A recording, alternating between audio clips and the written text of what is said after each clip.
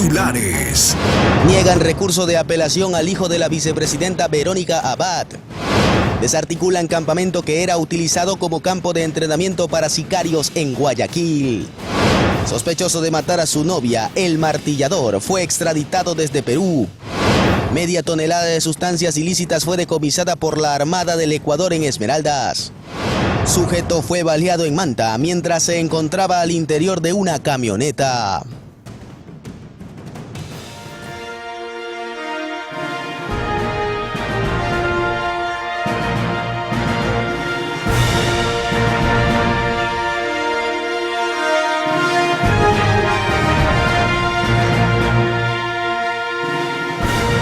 ¿Qué tal, amigos televidentes de Ecuador y el mundo? Bienvenidos. Pedro, buenos días. Hola, ¿qué tal, Katy? Buenos días. Pedro, le comento que un juez acogió el pedido de la Fiscalía y dictó prisión preventiva para 13 de los 14 procesados en el caso Plaga. Y efectivamente, y en otro tema, el exfiscal Juan Carlos Izquierdo fue sentenciado a 3 años de cárcel por violencia psicológica en contra de Naomi Arcentales, hallada sin vida en diciembre de 2021. Más adelante estaremos ampliando esta información. Y mientras tanto, 4 terrenos que cuestan 2.1 millones de dólares son parte de las propiedades de los Muentes. El caso Purga puso en evidencia el abultado patrimonio de esta familia. El abultado patrimonio del ex asambleísta social cristiano Pablo Muentes ha ido saliendo a la luz con el avance de las investigaciones en el caso Purga. Aunque el ex legislador social cristiano no tiene autos ni propiedades a su nombre, su familia se acumula numerosos bienes. Muentes es señalado por la Fiscalía de ser la cabeza de la red de corrupción del caso Purga. Durante la audiencia de formulación de cargos, la fiscal Diana Salazar aseguró que su primo Fausto Alarcón es su testaferro. Pero las investigaciones han ido encontrando más movimientos familiares. Pablo Muentes presentó su última declaración juramentada a la Contraloría en 2022, cuando asumió su curul. Ahí declaró un patrimonio de $950,000, aunque el valor declarado suma 1.2 millones de dólares. Sus declaraciones ante la Contraloría confirman que, como aseguró la fiscal, no declaró autos ni muebles. De hecho, el grueso de su fortuna está, según este documento, en obras de arte, joyas y otras colecciones. En su casa hallaron 4 relojes que cuestan cada uno más de $30,000. Lo nuevo que ahora está hallando la Fiscalía es que si bien él no tenía bienes a su nombre, su familia y sus empresas sí.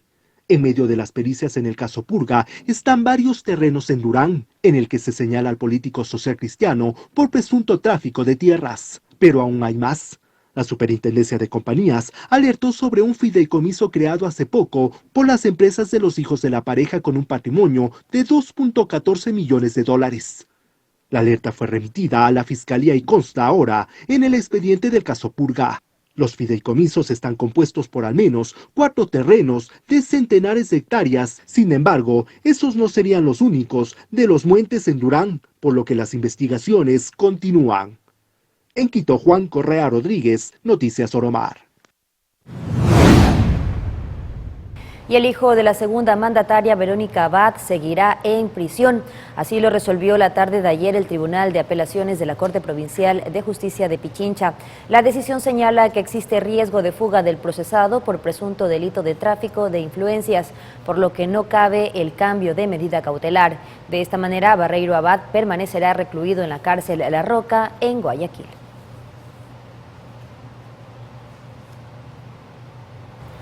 Funcionarios de Banecuador y del Ministerio de Inclusión Económica y Social, MIES, fueron detenidos en un operativo ordenado por la Fiscalía por presuntamente alterar documentos para cobrar el bono de desarrollo humano. La Fiscalía General del Estado informó este jueves que detuvieron a 6 servidores públicos de Banecuador y del MIES durante un operativo ejecutado en Xuxufindi, provincia de Sucumbíos. 5 de los detenidos pertenecen a Banecuador, incluyendo a la gerente y una exfuncionaria del MIES. Todos serían parte de una red que presuntamente alteraba documentos para cobrar este monto que va desde los $55 a $150 y está destinado por el gobierno para los grupos más vulnerables del país. En su cuenta de X, la Fiscalía General del Estado dio a conocer al país sobre un operativo realizado la noche del miércoles, el que dejó varios detenidos. Los individuos son señalados por presuntamente alterar documentos para cobrar el bono de desarrollo humano. Tras varias horas de las diligencias, las autoridades informaron que continúan investigando más sobre este nuevo caso de corrupción en las instituciones públicas. Pero este no es el primer caso en el que un grupo de personas cobran el bono de desarrollo humano con documentos falsos en el Ecuador. En 2022 ya se registró la detención de al menos 4 personas en Píllaro, norte de Tungurahua, y 10 personas en Santa Elena por este mismo delito. En Quito, Juan Correa Rodríguez, Noticias Oromar. Y un juez ordenó prisión preventiva para 13 de los 14 detenidos por el presunto delito de delincuencia organizada en el caso Plaga, a excepción de una mujer en estado de gestación para quien la Fiscalía solicitó prohibición de salida del país y presentaciones periódicas. El juez Wilmer Choes acogió el pedido del Ministerio Público y dictó esta medida cautelar a los procesados al concluir la audiencia de formulación de cargos la noche de este jueves 4 de abril. Los presuntos involucrados son policías, exfuncionarios públicos, abogados en libre ejercicio, secretarios y jueces, inculpados en el contexto de otorgamiento de acciones constitucionales de forma ilegítima a privados de la libertad. El Consejo de la Judicatura informó que se aplicarán acciones administrativas en contra de 3 funcionarios judiciales, incluido un juez, que son parte de los 14 procesados por el caso Plaga. Según la institución, en total son 7 ex servidores y servidores judiciales que son investigados por este ilícito. Quienes enfrentarán posibles sanciones o suspensiones son los que todavía están en el cargo: un secretario de primer nivel de Paján, en Manabí, una funcionaria judicial y un juez de El Oro. Los otros procesados fueron destituidos entre enero y marzo por error inexcusable.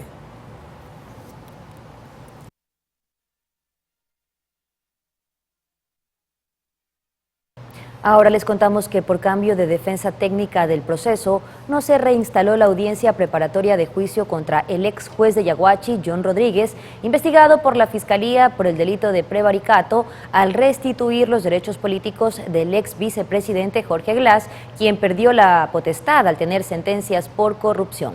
El ente de justicia solicitará a la presidencia de la Corte Provincial de Justicia de Guayas que fije nueva fecha y hora para la instalación de la diligencia.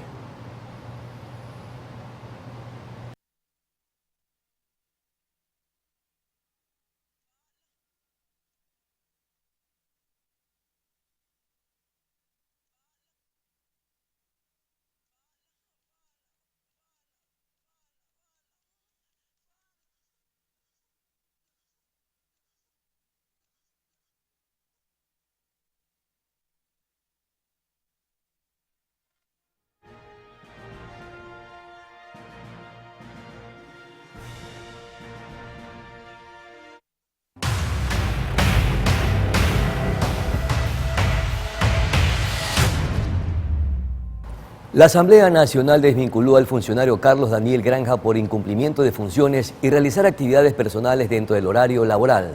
Esto luego de que el activista Granja publicara su afinidad por el correísmo y criticar e insultar al Ejecutivo y otras instituciones. Según el Parlamento, Granja no fue separado por su ideología o afinidad política, pero aclaró que estas no deben afectar sus responsabilidades. El ciudadano era un asesor de nivel 2 que laboraba en la Secretaría de Relaciones Internacionales e Interinstitucionales. Y atención, el ex fiscal Juan Carlos Izquierdo fue sentenciado a 3 años de prisión por violencia psicológica en contra de su exnovia Naomi Arsentales, quien fue hallada sin vida en el departamento en Manta en diciembre del 2021. A Izquierdo se le impuso la pena máxima en este delito, de acuerdo con el artículo 157 del Código Orgánico Integral Penal, donde se indica que la pena para violencia psicológica va de 6 meses a 3 años. Izquierdo, quien fue removido de su cargo el pasado 15 de marzo, fue inicialmente acusado de femicidio. No obstante, el fiscal negó que sea responsable de la muerte de Arsentales.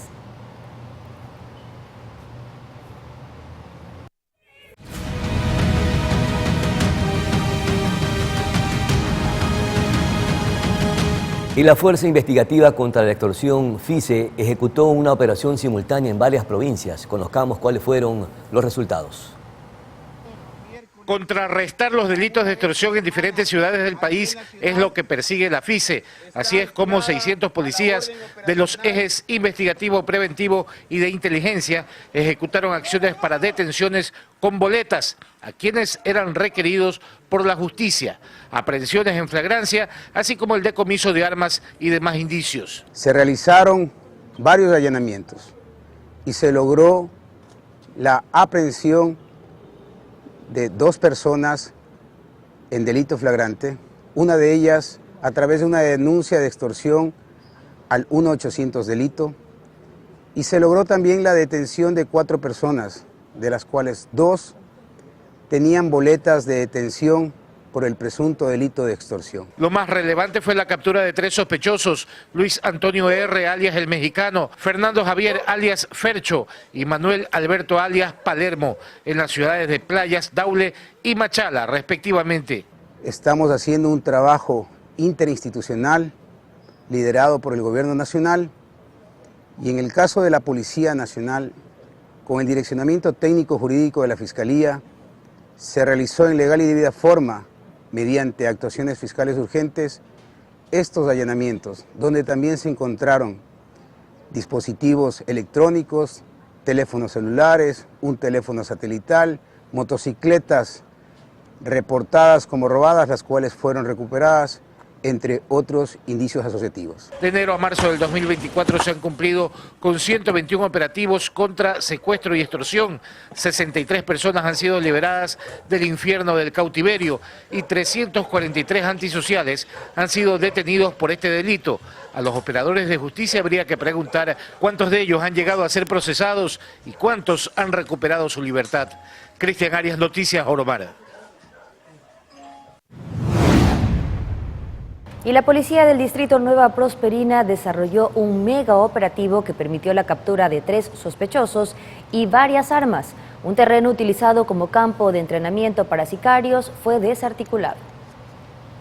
Hicieron 2 incursiones en 2 sectores específicos en los cuales las denuncias de ciudadanos habían conducido al personal investigativo hasta señalar a los objetivos, sujetos que estaban dedicados a la extorsión tipo vacuna y que ahora se les puso tras las rejas. Tenemos armas de fuego, armas blancas, tenemos las camaretas estas que son utilizadas para generar terror a la población poniendo en sus domicilios o en locales comerciales para exigir esta mal denominada vacuna. Tenemos sustancias estupefacientes, uniformes y prendas policiales que son utilizadas justamente para cometer delitos haciéndose pasar por policías, y las cámaras de circuito cerrado de televisión que utilizan para alertar la incursión policial. Ustedes pueden ver lo complicado que es llegar a este tipo de sectores. Ellos ya con este tipo de cámaras tienen al menos 5 minutos de ventaja sobre nosotros hasta llegar a estos puntos aledaños. En los celulares de los detenidos se encontró información que los compromete con el delito de extorsión.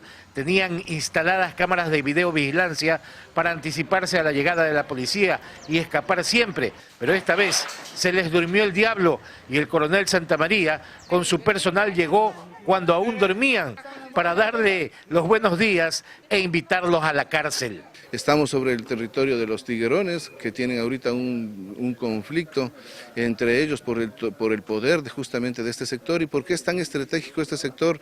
Es porque aquí, como la señal celular, no existe vialidad vehicular, motocicleta. Es muy difícil realizar patrullajes en este sector, aparte de que cada uno de los callejones nos lleva a otro tipo como de urbanización y son espacios cerrados. Entonces utilizan esto para llevar a personas secuestradas o para hacer sitios de almacenamiento de objetos robados. Una figura decorativa en forma de león fue encontrada y junto a ella un hueso con apariencia humana envuelta en un trapo rojo. Los vecinos comentaron que se trataba de algún tipo de brujería con hueso de muerto, creencias de los delincuentes con las que creen que van a ser invisibles a la ley. En otro sector de la cooperativa Llanet Toral se ubicó un campo que era utilizado para entrenar a jóvenes y convertirlos en sicarios. Ese es un campo de entrenamiento justamente, un campo de entrenamiento donde estas estructuras delictivas lo que hacen es entrenar en sicariato o en cualquier tipo de acción criminal. La recuperación de territorios dominados por organizaciones delictivas fue la principal finalidad de esta acción, que deberá repetirse en el transcurso de los días. Cristian Arias, Noticias Oromar. Y pese a que se termine el estado de excepción el 8 de abril, las Fuerzas Armadas seguirán operativas en Manabí, luego de conformarse la Fuerza de Tarea Conjunta de esta provincia. Hemos recibido alineamientos políticos y por supuesto disposiciones militares del mando militar y hemos creado una Fuerza Tarea Conjunta Manabí. Se han asignado, se han redesplegado unidades de la Fuerza Terrestre, Naval y Aérea con sus medios de estas tres importantes fuerzas para devolver la tranquilidad a esta querida provincia de Manabí. Nosotros seguiremos cumpliendo las disposiciones. No se olviden que estamos en un conflicto armado interno y eso no prescribe.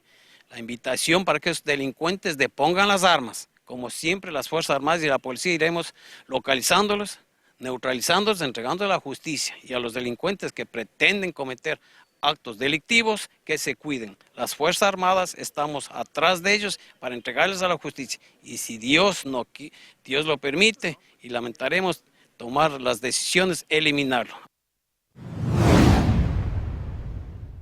Bien, amigos televidentes, Pedro, vamos a una pausa comercial, ya regresamos con más. Al volver estaremos hablando de la declaratoria de persona non grata a la embajadora de México acá en nuestro país. Las razones se las contamos al volver.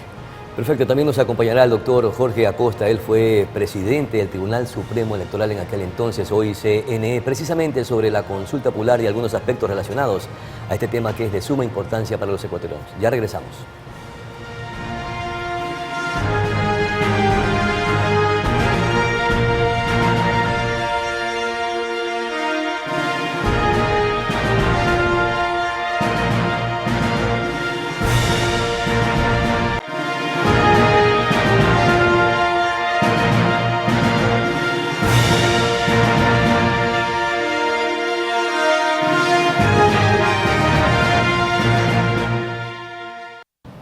Estamos de regreso, amigos televidentes. Como lo habíamos anunciado, el Ministerio de Relaciones Exteriores y Movilidad Humana emitió un comunicado declarando persona non grata a la embajadora de México en nuestro país.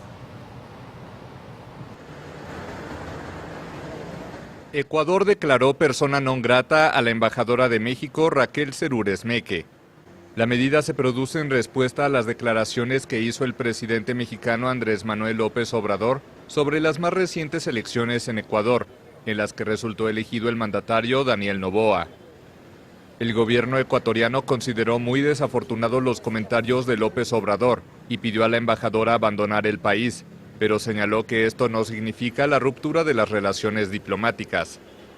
López Obrador aseguró el miércoles que en las elecciones de Ecuador, el magnicidio del centrista Fernando Villavicencio en agosto hizo que cayera la intención de voto de la izquierdista Luisa González, que lideraba las encuestas. González era la candidata del partido del expresidente Rafael Correa, prófugo y sentenciado a 8 años de cárcel por corrupción.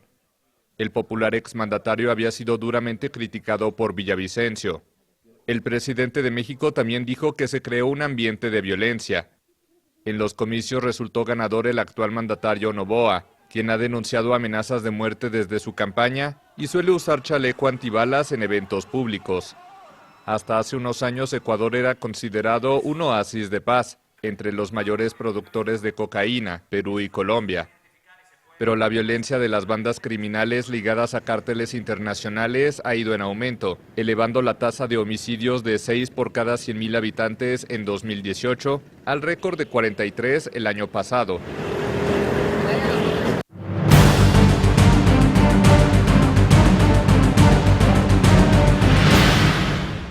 El CNE espera que con la entrada en vigencia del presupuesto general del Estado se transfieran los recursos para la consulta popular y el referéndum.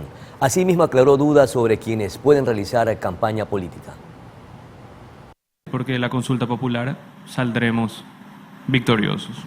Que si el presidente de la República puede o no referirse a la consulta popular y el referéndum, fue una de las aclaraciones del Consejo Nacional Electoral durante un conversatorio con los medios de comunicación. Proponente tiene el derecho de difundir las preguntas que le planteó al país. No hay ninguna prohibición.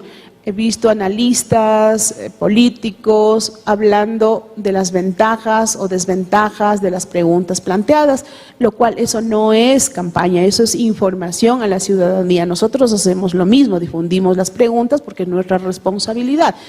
El Ejecutivo, al ser el proponente, tiene el derecho de difundir. Lo que no puede hacer es proselitismo político usando los recursos del Estado. Eso está prohibido para todos los funcionarios públicos. Asimismo, Atamaín detalló quiénes sí pueden hacer campaña política. Quienes tienen el derecho y la posibilidad de pautar, de hacer eventos políticos, caravanas, hacer afiches, difundir todo lo que significa hacer una campaña política, les corresponde y están autorizados solamente quienes fueron calificados por el Consejo Nacional Electoral. La funcionaria también aclaró que en redes sociales el CNE no puede controlar los contenidos. Además se refirió al tema financiero, recalcando que para llegar hasta el punto en que se encuentra el proceso electoral, han tomado recursos propios del CNE y de otras instituciones involucradas. La última rubro que tomamos, digamos, que tenemos, son de $6 millones que nos sirvió para contratar al personal que entrará a operar para todo el proceso electoral, ya, digamos, la recta final. De igual manera, esperan que con la entrada en vigencia del presupuesto general del Estado se realice la entrega de los montos, pues los recursos son necesarios también para la liquidación de procesos contratados y el trabajo postelectoral. Ahora viene una segunda fase en el que tenemos que recuperar esos recursos porque tienen una finalidad. Eso lo hemos hecho con la autorización del Ministerio de Finanzas. Otro tema que se mencionó fue el voto exterior, que será solo presencial. Y a decir de Atamaín, el único país donde hasta ahora no se cumplirá la consulta popular y el referéndum es en Nicaragua. Tania Loor, Noticias Oromar. Y precisamente sobre el voto en el exterior, 429.000 ecuatorianos están habilitados para sufragar en la consulta popular y referéndum.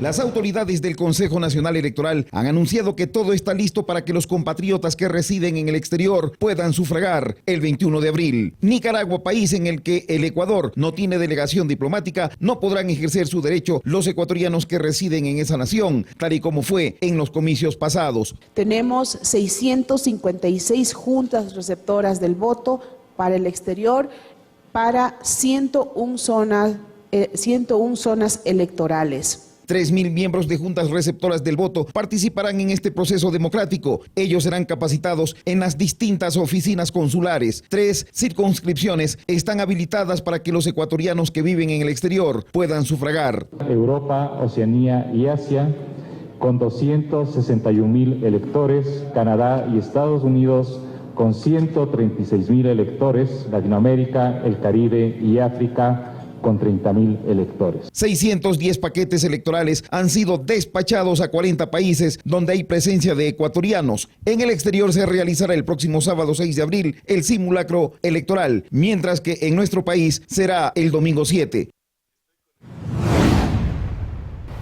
Amigos televidentes, momento de una pausa comercial. Ya está listo nuestro invitado, Pedro.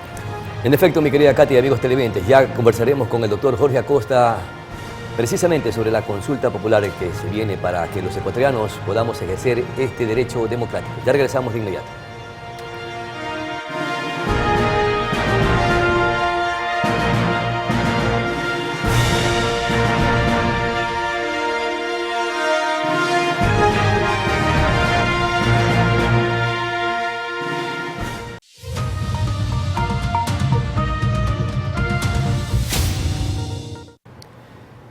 Y en efecto ya nos acompaña el doctor Jorge Acosta. Él fue presidente del Tribunal Supremo Electoral, hoy Consejo Nacional Electoral, precisamente para hablar sobre el tema de la consulta popular. Muchísimas gracias, doctor, por atender esta conversación con Noticias Oromar. Estamos a 16 días de que se desarrolle la consulta y el referéndum planteada por el gobierno nacional. Justamente le consultaremos, doctor, los ecuatorianos en estos instantes tienen el pleno conocimiento para poder razonar las preguntas y efectivamente votar por el sí o por el no en cada una de ellas que se plantean, o hay algún interés o desinterés de los ecuatorianos en este proceso democrático. ¿Cómo percibe usted esta situación, doctor? Bienvenido. Buenos días, muchas gracias por su invitación, un saludo para ustedes y su importante audiencia. No, yo creería que no, que el país está absolutamente desorientado con respecto al contenido de cada una de las preguntas, ¿no es cierto? la gran masa de ciudadanos votantes, los que están en el padrón electoral, yo creo que no conocen ni siquiera dicho texto, pero aún los anexos a los mismos, ¿no? Esta consulta popular lo único que logrará es hacer una especie de medición sobre la popularidad del presidente de la República. Para eso es lo que va a servir esta consulta que nos está costando a los ecuatorianos alrededor de 60 millones de dólares.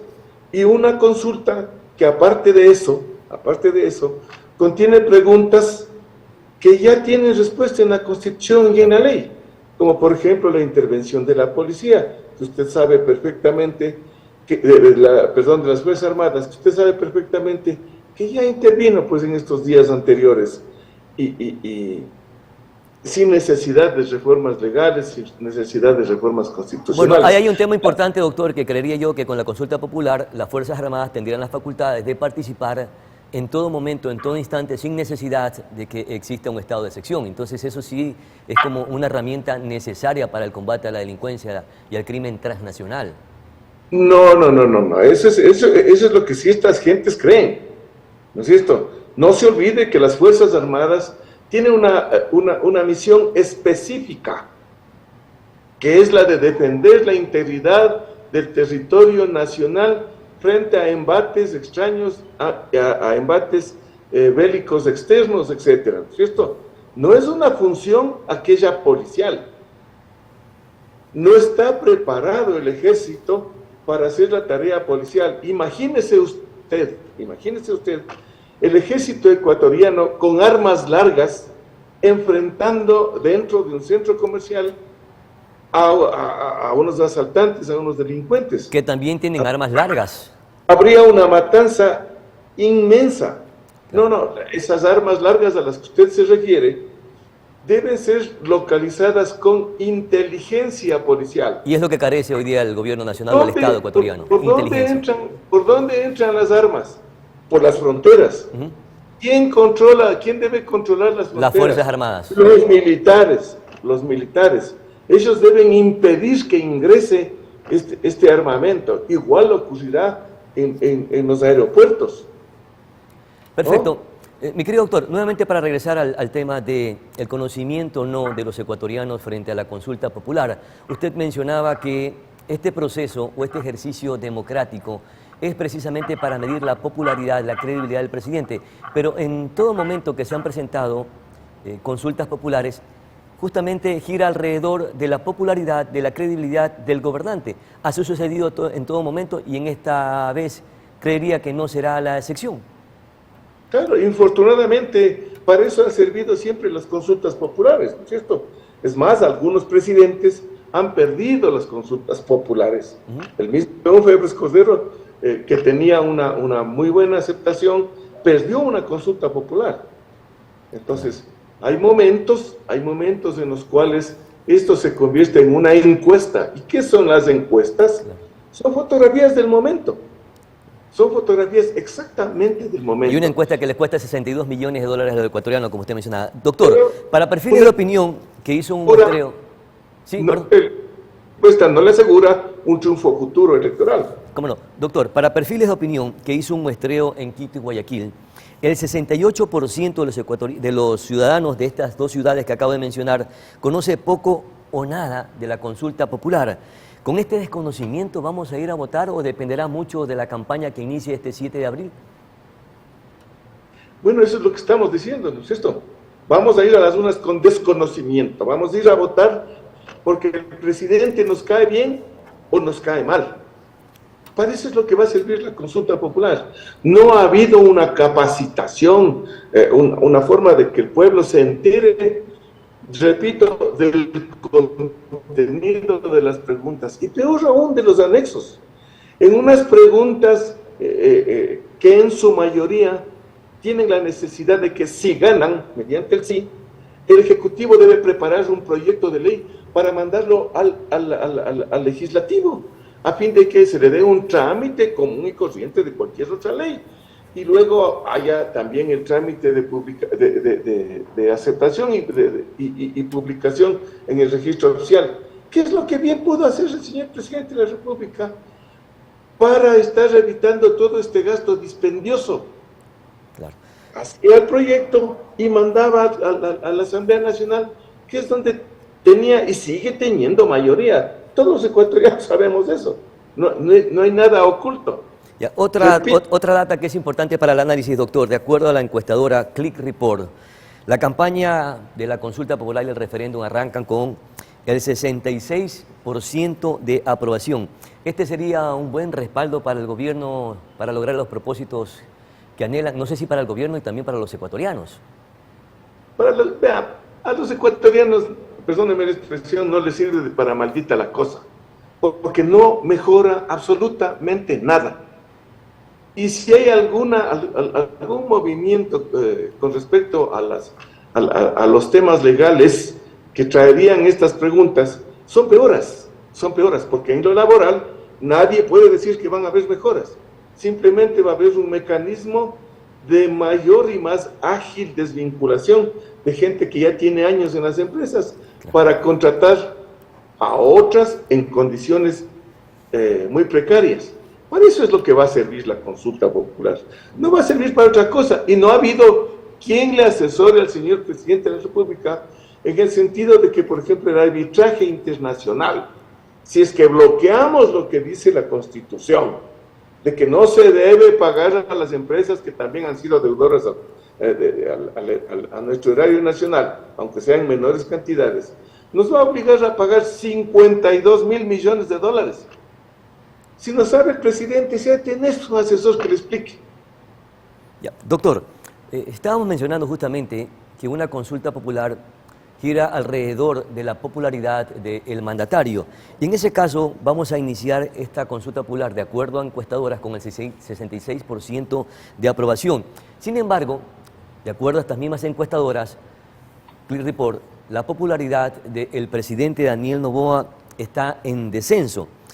Tiene un 16 puntos menos y 13 puntos menos en credibilidad. Más o menos en estos instantes está en un 64% de la aceptación del presidente. ¿Esto le sirve o no al presidente para esta consulta o en la medida que avancen los días hasta que se llegue el 21 de abril, que es el día de la consulta popular, pudieran bajar más la popularidad del presidente y probablemente tenga un revés en las intenciones de esta consulta o el referéndum?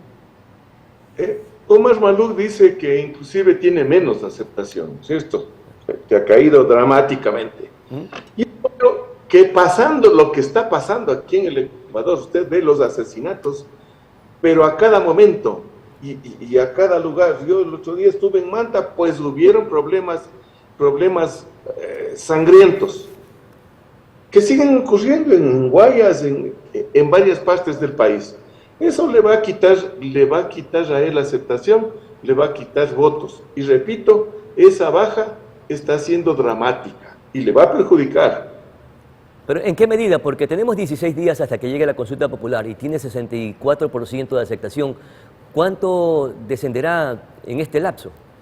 Bueno, no sé qué es lo que pasará, ¿no? También puede suceder que a lo mejor las Fuerzas Armadas y la policía logran hacer una tarea de contención de lo que está pasando. De hecho, se ven mejores resultados porque ve decaído efectivamente el combate a la delincuencia por parte de este trabajo conjunto entre la Policía Nacional y las Fuerzas Armadas. Y eso es lo que quieren los ecuatorianos, respuestas, resultados. De supuestos, ¿no?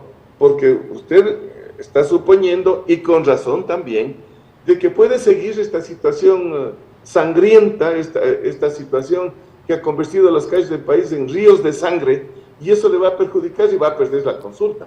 Claro. Pero también podemos imaginarnos que hay a lo mejor una muy buena reacción de las Fuerzas Armadas, de las Fuerzas de Seguridad, mejora la situación de seguridad y mejora también la aceptación del presidente de la República. Veamos, yo creería que va a ir de mal en peor, pero no debemos descartar una buena labor de las Fuerzas Armadas si se ponen en punto, porque ahorita les veo bastante desatentos. ¿Cuánto dependerá la campaña? Porque hay 10 u 11 organizaciones que están inscritas o calificadas precisamente para la campaña y el 60 o 70% están a favor del no. Y hay también grupos sociales, ambientalistas, políticos, entre ellos la CONAIE, que va a respaldar el no. Sin embargo, quedan 16 días todavía para la consulta popular, aunque también dicen las encuestadoras, un poco para conjugar algunas cosas, las encuestadoras sostienen que no va a haber un voto en plancha, que inicialmente parecería que sí. Se va a dispersar la votación, es decir, algunas preguntas tendrán más... ¿Perdón? Perdón, ¿voto en plancha dijo? No, algunas encuestadoras sostienen que no va a haber un voto en plancha, que más bien se va a dispersar y que van a haber votaciones distintas con respecto a cada una de las preguntas. Este es el escenario del cual tenemos 16 días para que los ecuatorianos podamos tener un conocimiento cabal y razonar para votar por la consulta, por las preguntas, dependiendo de su contenido. En primer lugar, en consulta popular no hay voto en plancha, ¿no es cierto? El voto en plancha o no se da en otras circunstancias, cuando se trata de elecciones personales y pluripersonales. Eso lo dice el derecho electoral y es elemental conocer el particular. Así que si están diciendo eso, las empresas encuestadoras están hablando disparates. No, están diciendo, por si acaso, que no va a haber voto en plancha, o sea, que no va a haber una respuesta, un pronunciamiento general en todas las preguntas, sino que serán dispersas. Cada pregunta tendrá su propia votación. Cada pregunta tiene que ser contestada. Ahí no podemos hacer una raya total. No existe esa posibilidad, porque estarían anulando el voto. Eso por un lado. Por otro lado, pues veamos cómo responde la población, y allí tenemos la responsabilidad, todos los ecuatorianos, de enterarnos de alguna manera de qué es lo que nos están preguntando y qué dicen los anexos. Yo haría un llamado a los votantes para que nos eduquemos en esa parte. Y también es función de los medios de comunicación de diversa naturaleza que hay ahora en la actualidad, de invitar a quienes están a favor del sí, a favor del no, para que expliquen sus posiciones ampliamente a la ciudadanía. Caso contrario, pues, Perfecto. Mi querido doctor. Y seremos perjudicados los ecuatorianos en su integridad. Esperemos que así sea, que exista una campaña muy orientadora, sobre todo por los intereses de los ecuatorianos y en la situación que estamos viviendo. Muchísimas gracias, mi querido doctor Jorge Acosta, por sus importantes y valiosos aportes para que los ecuatorianos nos orientemos en este proceso que es crucial, fundamental para los intereses y de la paz de los ecuatorianos. Vamos a una pausa publicitaria. Enseguida retornamos con muchísima más información aquí en Noticias Oromar. Volvemos de inmediato.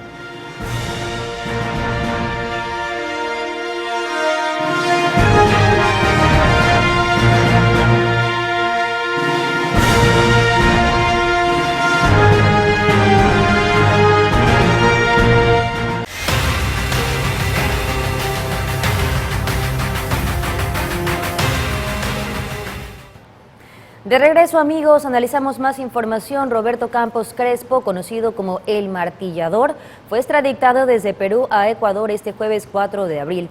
El proceso tardó un año tras su detención en Lima en abril del 2023.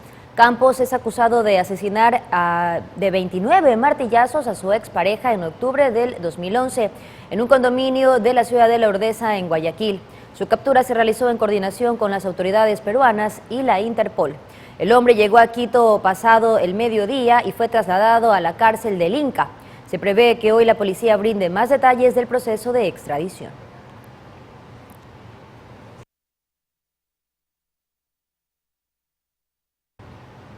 Bien, y es momento ahora de enlazarnos con nuestro compañero Daniel Moreira, quien se encuentra ya en los exteriores acá en la ciudad de Manta. Nos trae información importantísima sobre un operativo que se ejecuta a esta hora. Bienvenido, Daniel, buen día.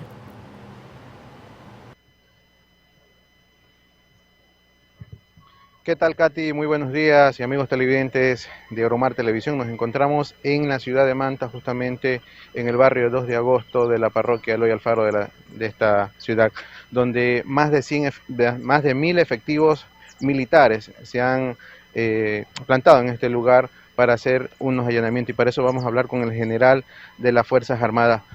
General, muy buenos días. Cuéntenos un poco sobre el procedimiento que ustedes han realizado esta madrugada y siguen todavía a esta hora en los allanamientos en varias viviendas de este sector. Buenos días. Como resultado de la creación de la Fuerza Tarea Conjunta Manabí, que es una estructura organizada de carácter temporal y que el comando conjunto, en uso de las atribuciones que le compete,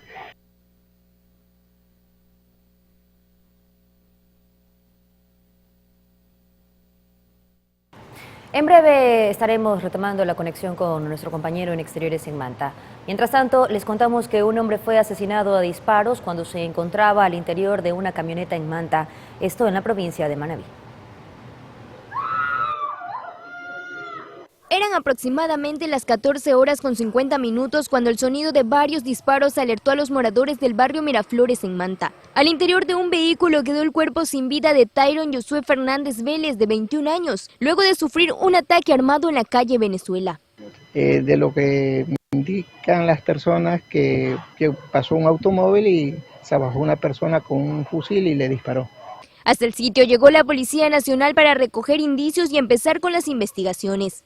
Había 13 indicios balísticos. ¿Cuántos? 13 indicios balísticos. Sí, 13 indicios balísticos y los proyectiles son de fusil. En las imágenes difundidas en redes sociales se logra apreciar al joven asesinado en el asiento del copiloto, por lo que se presume que al momento del ataque se estaba subiendo al vehículo. Solo no sé si era que se iba a subir al vehículo por ese lado, no sé, porque él no vive aquí, vive en Las Acuatas. Ese es el domicilio de su señora madre. Finalmente, el cuerpo fue trasladado hasta el centro forense de la ciudad para que le realicen la respectiva autopsia. Mirly Macías, Noticias Oromar. Y la tarde de este jueves 4 de abril se registró una balacera en el cantón El Empalme, provincia del Guayas. Este hecho dejó como resultado 3 personas asesinadas. El cruce de balas se habría originado al ingreso de un tradicional balneario. Hasta el sitio se movilizó personal de la Policía Nacional para tomar procedimiento y empezar con las investigaciones.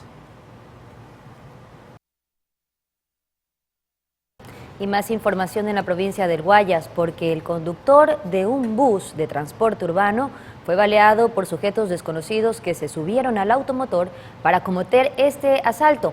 El hecho ocurrió a la altura del sector Río Chico del cantón Simón Bolívar. La víctima tuvo que seguir manejando hasta alcanzar una ambulancia, en la cual fue trasladado hasta una casa de salud. Y una alerta del ECU 911 movilizó al personal policial del Distrito Florida debido a la visualización de un automóvil que circulaba a gran velocidad y con maniobras peligrosas, poniendo en peligro a los ciudadanos. La intervención provocó una persecución que terminó en el Distrito Modelo cuando los antisociales se metieron en contravía y abrieron fuego contra los uniformados. El uso progresivo de la fuerza y la rápida reacción de la policía permitió la captura de 4 peligrosos sujetos que estaban dedicados al asalto y robo a transeúntes, así como de vehículos. Además, en ese momento las unidades motorizadas del Distrito Modelo también se juntan a esta persecución y se logra la detención de 4 ciudadanos. En poder de ellos se encontró un arma de fuego y varias prendas. Es importante resaltar el trabajo desplegado por las unidades policiales, ya que estos individuos se estaban dedicando no solamente al robo de personas, sino también al robo de vehículos, porque el vehículo se encuentra plaqueado, y también se estaban dedicando al tema de la extorsión. Con este trabajo desplegado por las unidades policiales motorizadas del Distrito Florida y Modelo, ponemos en vista de la comunidad el compromiso, la dedicación y el esfuerzo para erradicar y sacar de las calles a estos delincuentes y poner a la luz y a las órdenes de las autoridades competentes a los mismos. Bueno, algunos clubes tienen algunas realidades, otros otras, como por ejemplo el Delfín. Pedro, que se coronó también, ganó el partido del día de ayer en Bolivia, ¿no? Ganó de visitante, pero es importante que sus hinchas, sobre todo cuando el Delfín juegue en casa, también lo apoyen. Asistan al estadio. Pues ahí estaremos, ¿no? Así es. Bien, nos vamos. Y también estaremos mañana acá, desde las 10 de la mañana, en las instalaciones de Oromar, porque será el gran casting, único casting, para quienes deseen unirse a la gran competencia que llegó a Oromar y que será el éxito de la televisión nacional, BLN. Qué expectativa que ha provocado este reality. Definitivamente todos están pendientes. Con esto estamos llegando a nuestra parte final, Katy y amigos televidentes. De mi parte, buenos días, felicidades, excelente fin de semana.